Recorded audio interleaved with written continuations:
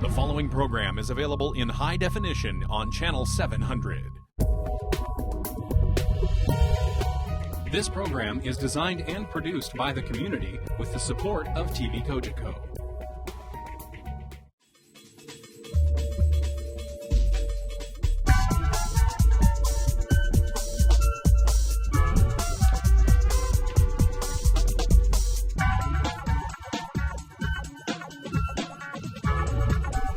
Thank you for joining us today on Council Matters. I'm joined today by Andrea Stewart from the Oakville Historical Society, David Mallen, who's the president of the Trafalgar Chartwell Residents Association, and Haslett-Theall, who's the president of the Joshua Creek Residents Association. We're talking about the old Oakville Hospital and what will become of it. And there are a number of concerns around decommissioning a hospital and what will become of it, many possible paths that could have been followed by our community.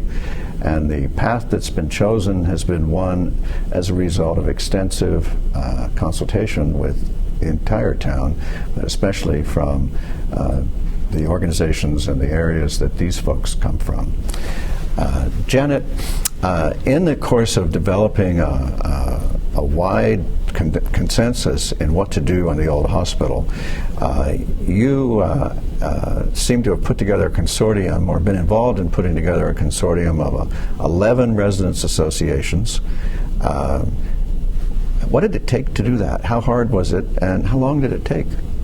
It wasn't that hard, because a lot of people were interested in having a community center. It's important to them, and when something's important to them, people will participate.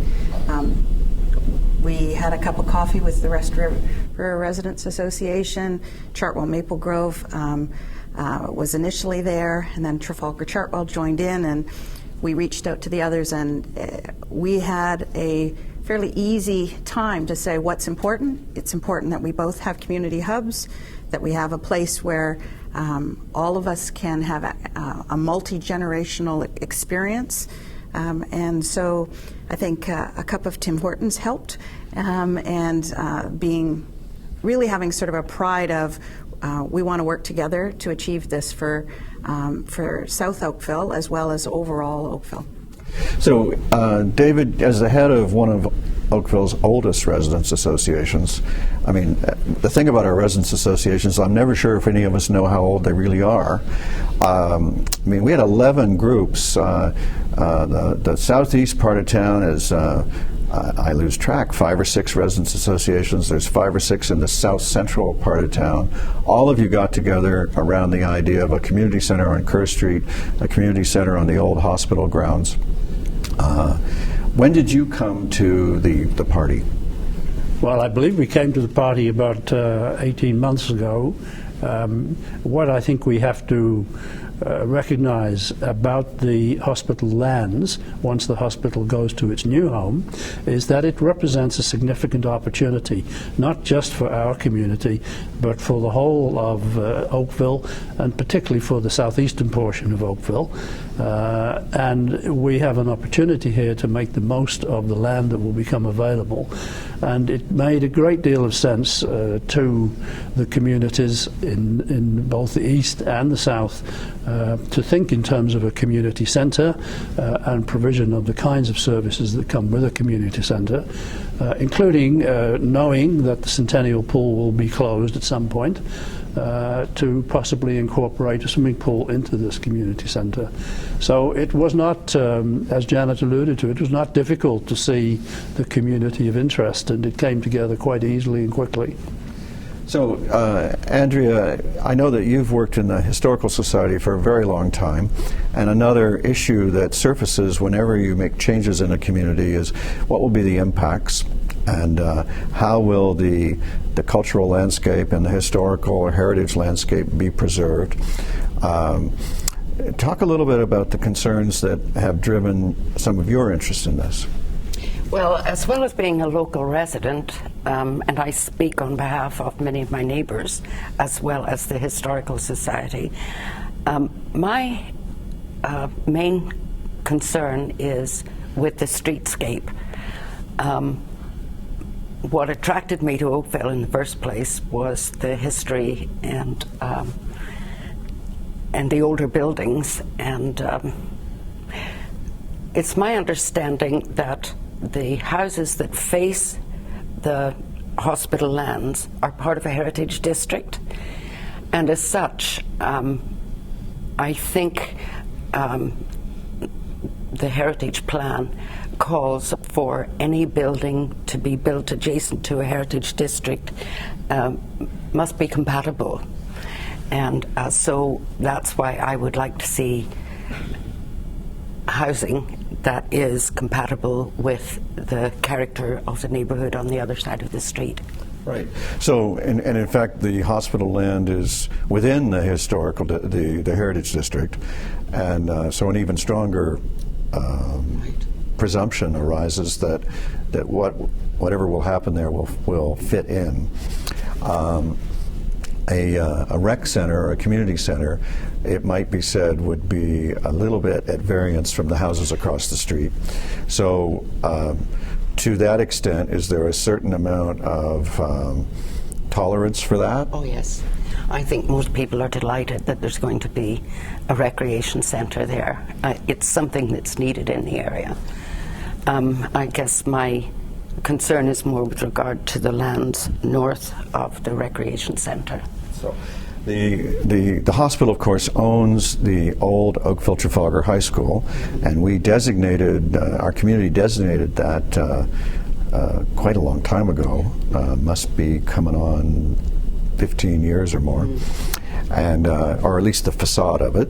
And one of the possible outcomes is to have the community center be there and incorporate the old OTHS facade, which would, I imagine, the Historical Society might be glad to see as an improvement to the building just sort of moldering there. Yes, it would be lovely to see that restored, and I hope it's going to be possible to do that. Well, I believe there's a good chance of that. I know that that's the outcome I'm in favor of. David, what about your association? Do you have views about how do you fit with Andrea's views on this? Does TCRA and the Historical Society, do you line up together on this? I think we're very close. I think that there is a strong interest in the community to protect the historical nature and character of the area. In livable Oakville, our official plan, there are provisions under 1119 to make sure that any future development, particularly on the northern part of the property which will become available, to make sure that that newer residential development will be compatible with the historic houses and properties in the neighborhood and with the character of the neighborhood. And it is so important that the newer development, as it occurs, which is inevitable and quite proper, but is respondent to the historical character and reflects the character of the older areas. Okay. And Janet, in terms of this community center,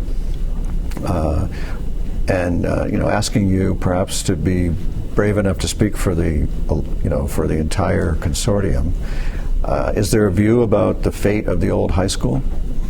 We've always been supportive of finding a way to incorporate the old OT. It's a sad fact that it sat there derelict for so long, and it is an important part of the history of that area. So we think it can be incorporated, and that the current plan, as we have seen it, does include using some component of the old OT. So I think the consortium is more build us a fulsome community center as soon as possible. I have to sneak that in, that we would like to have it before a few of us get on in age. And you'd like to have it before we get the land, right? Well, no, I could be patient till then. Anything we can do to include old OT's frontage. It was a nugget of an idea several years ago that was floated. Architects can do wonders. Now, you've been part of something that the members of council have often mentioned to me that's a unique thing that happens when you start to care about your community, you want to get involved and steer it in a direction or make something good happen. And that is, it takes a long time. In another show we've talked about how it was at least 15, 16 years to get the new hospital from the initiation of the idea to opening it in 2015. This won't be quite as long, but still much longer than going to the store and saying, I want that, buy it, take it home, and you got it. Were you expecting, how do you feel about the time it takes to do things? Well, as an individual, I think it sometimes feels like it's too long. But yet, you learn to appreciate that the full sum of consultation is important.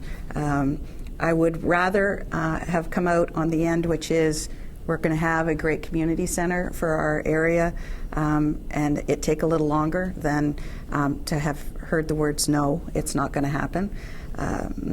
It all started for Joshua Creek with a community survey almost 5 years ago, and asking the question, what are we going to do with the Chisholm School lands?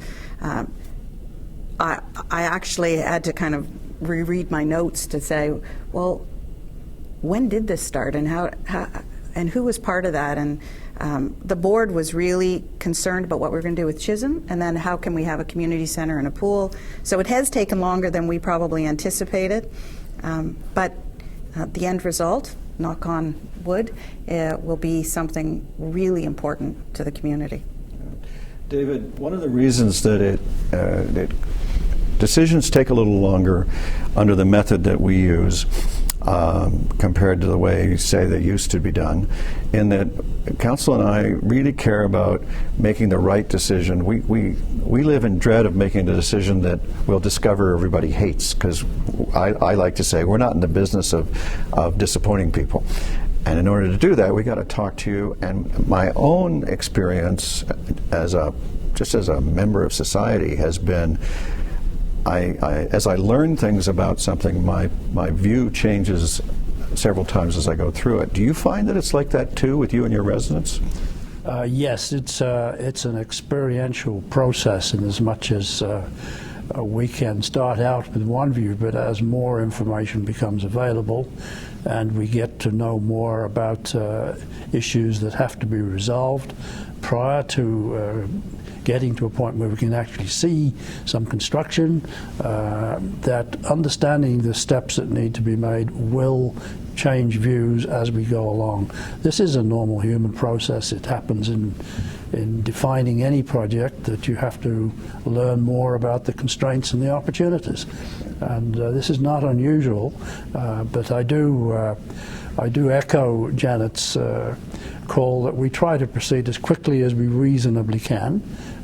We all want the same thing. We're all on the same page in terms of goals and objectives.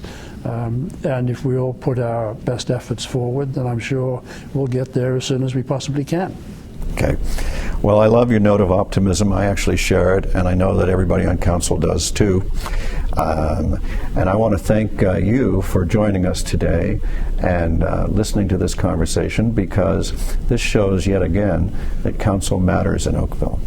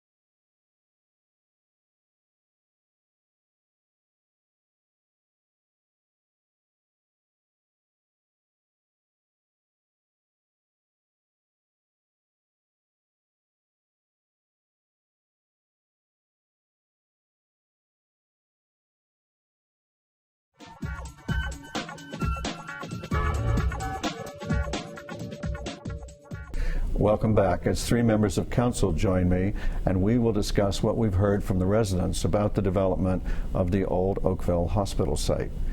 I'm joined by Jeff Knoll, who's the town and regional councillor representing the north central part of Oakville, Ward 5 as we call it in our political system. Councillor Cathy Duddeck, who's the town and regional councillor for the south central part of Oakville, or Ward 2 as we call it. And Dave Gittings, who's the town councillor for the southeast part of Oakville, Ward 3. As you listen to the residents, and they talked about the way the vision for the area has been evolving, how did it make you feel, Jeff? Well, I'd say that they're bang on. The community really needs some sort of community hub, community center, recreation facility. It's something that has been sorely lacking for South Oakville for a very long time, and they have it bang on. This is something that they've worked very hard to get, and as one councillor, I'm very pleased to finally be able to bring those services to the southeast of Oakville. And I think the hospital, the old hospital site, is absolutely the ideal location for that. So I'm thrilled that they've brought this to our attention, and they've worked so hard to get it on the priority list. Cathy, all of the community all of the community groups in your ward joined with all of the community associations in Southeast Oakville in a dual pitch to council for a community center for your ward and a community center for the old hospital site. What did you have to do with that? Well, it's sort of guiding from afar, but really very little. The majority was driven by the residents and by the residents' associations. And the collegial and cooperative way they identified early on that it's not an either or, and it's not a you against us. It's a what's best for us as a community in total, as Jeff said. And so very early on, they both said, okay, so what is it you need? This is what we need. How can we make it happen? How can we backstop you to assist in reinforcing the need for your area to get what you feel is in the best interest? That almost sounds like the way council works when it's working at its best. Strangely enough. So, Dave, you've lived in southeast Oakville for a very long time. How do you feel about this? In terms of if I could mention the residents groups, incredible resource. They've been with us every step of the way and have put a lot of work into it. In terms of the hospital, it's mixed feelings because the community is losing a valuable resource, and yet we're going to be given a hospital that's state-of-the-art, and it's a sense of excitement in terms of what's going to happen on the existing lands. But with that comes a little bit of nervousness in terms of what is it going to look like, how long will it take, what facilities are going to go there. So we've been taking it slowly and having a lot of consultation. Well, do you feel that the residents can trust council to make sure that what happens there is compatible with the Heritage District? No question. The discussion started a year and a half ago. We've had focus groups, we've had community groups. Those will be ongoing as we enter the next stage.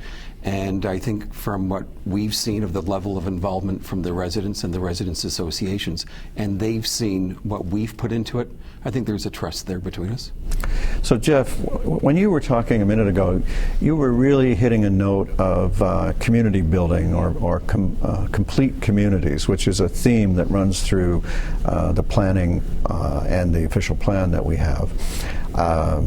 Just for our viewers who may not be aware, we now have community centers in 4 of the 6 wards, right? Mm-hmm. And what is the role, and so your community obviously has one, River Oaks. Mm-hmm. How important is a community center to your ward, to your residents? What's its role? Well, I think its role is multifaceted. It is a community gathering spot. It is a meeting location. It's a place for children and families to enjoy time together. It essentially becomes almost a nucleus of the community. It's I'll meet you at the recreation center. We're going to work out and play racquetball at the recreation center. It becomes almost like a default go-to location for communities, particularly in the suburban areas where we don't have necessarily necessarily the same sorts of facilities and recreation opportunities or entertainment opportunities that exist in larger urban areas. Community centers and recreation centers become a lot more important in that regard. And I know that River Oaks in my ward, as well as Iroquois in Ward 6, which are the two that I'm most familiar with, they have been tremendous resources for their communities, whether it be the library, hockey, free skating, community gatherings, meetings, book clubs, seniors groups. There's just been a whole range of activities that have brought the neighborhoods together and given people a chance to get to know each other and to communicate with one another and also enjoy the services that the town can offer. And if I recall correctly, we expanded the River Oaks Community Center a number of years ago. Can you speak about what that was like? Well, I wasn't on council at the time, but as a resident, it was a great opportunity. I mean, additional ice space, which was desperately needed at the time. We fortunately are very lucky to have enough ice pads now. But yes, the center was expanded. We have a newly, or recently, or relatively new, in my terms on council anyway, recreation fitness center in the facility, and basically just enhancing the community center to accommodate the growth of the area, to welcome the new people, the new residents that have moved in over the years. And we've had a considerable growth in North Oakville, so all of the community centers, Glen Abbey as well, have had to grow to accommodate the additional new people that join the community, whether it be recreation facilities, sports facilities, meeting rooms, etc. So really, we look after the entire town, not just any one particular piece. It's very clear from what we've just said. Cathy, I don't want to, I know that we really want to talk about the old hospital site today, but I don't want people in your ward to feel like they're being, overlooked or neglected.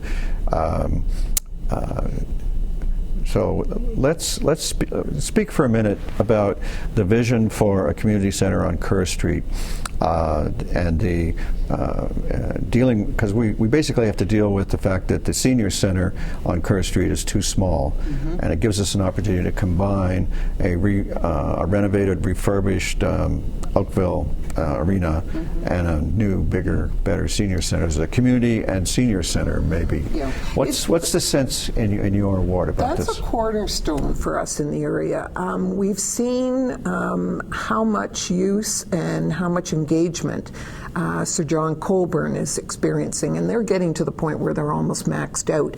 We're now finding in the Kerr area that yes, you have younger aging population as well as the older population, and we need to provide a facility will address all their uses. So it's not a case of just providing a room. They want something that, as Jeff had indicated, that's going to be providing them not only meeting space but physical opportunities in terms of recreational opportunities to meet a wide range of use, not only for the young but for the aging population as well. So when we built a community center for the southwest part of Oakville, out of the abandoned high school that the board abandoned, we made it a new kind of community center. It was a community and cultural center. So it was a community center, and it had a theme in addition to being a community center. And on Kerr Street, we're looking at the possibility of a community and seniors center. Most definitely. So then when we turn our attention now back to the old Oakville Hospital site, Dave, we have an opportunity, and I can't say that it's definite yet. I could say it's a definite maybe, where we would have a community and seniors health center or a community and health center. But the health piece of it wouldn't be a clinic, it wouldn't be a hospital. It'd be more like support, be office space, I suppose, for services that go out in the community and help our aging population stay in their home longer, and put off the day when they go into long-term care of one kind or another. Now, I imagine that you would probably welcome that development, and am I right about that? When the Local Health Integration Network suggested that may be a possibility, it was greeted incredibly well by the community. After listening to Jeff and Cathy talk about the very real difference that a community center can make for a community, we're getting more excited the closer we get to that. The joy of having a senior center, it provides for an intergenerational experience where we have young people and old people together. I'd love to see it part of the community center as opposed to a separate building, because we'll have more space to share and we'll be able to interact with people of all ages. Now, I'm glad you gave the full name of the provincial agency that we're dealing with, the Local Health Integration Network. I know there are some folks who are very critical of that as an unnecessary layer of bureaucracy, but in this particular case, I do feel like we've benefited from having the Queen's Park bureaucracy extended out to our local parts, and we can talk to them better. They can pay more attention to us because it's our area that they're only concerned with.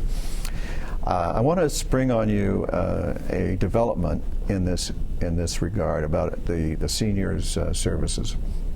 The LHIN would like to do something sooner than we can get a community center built, and they've now examined Brantwood School, which we had decided as a council what to do with, that we would preserve park space and playground and otherwise create housing lots for homes that are perfectly compatible with the surrounding neighborhood.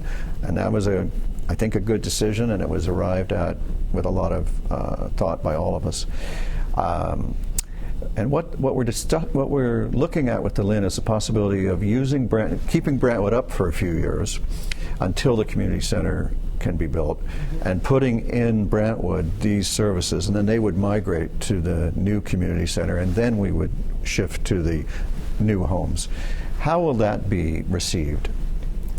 Incredibly well. It's a great development, and it also gives us a few years to see what the needs are of the services in the area, so perhaps that could be incorporated into the new build when that were to occur. I'm afraid we're out of time. Oh, too bad. But the way this show is going to work, you're going to have lots more opportunities to come on. And the most important thing we've done today, in addition to showing how council matters, is you've seen how council thinks. I thank you very much for being with us, and I look forward to seeing you again.